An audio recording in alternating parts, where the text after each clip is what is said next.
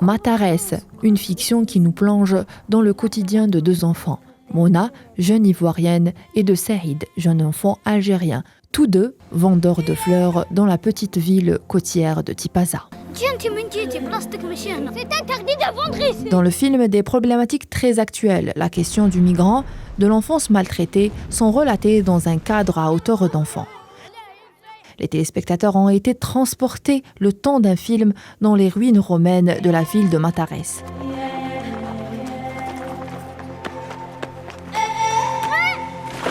Le réalisateur Rachid Belhadj revient sur le nom du film. C'est quoi Matares ? Tous les Algériens connaissent Tipaza, les ruines romaines, etc. Et connaissent aussi le nom Matares.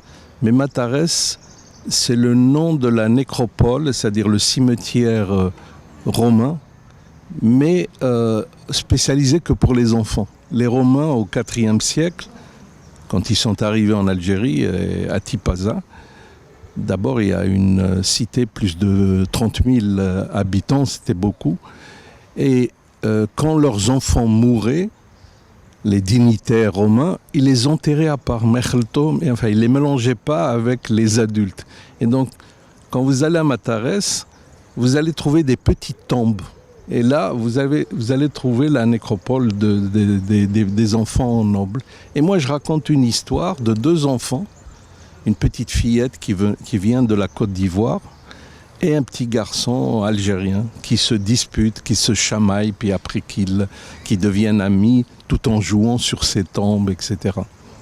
Rachid Belhadj, le réalisateur de Parfums d'Alger et de Touchia ou encore de Rose des Sables, ne s'arrête pas là. Il décroche avec son dernier long métrage Matares des prix internationaux, tels que meilleur film fiction panafricain à la 17e édition du Festival international de Cannes, mais aussi meilleur long métrage lors du Festival du film du Maghreb de cette année. Vous pouvez acheter mes fleurs ?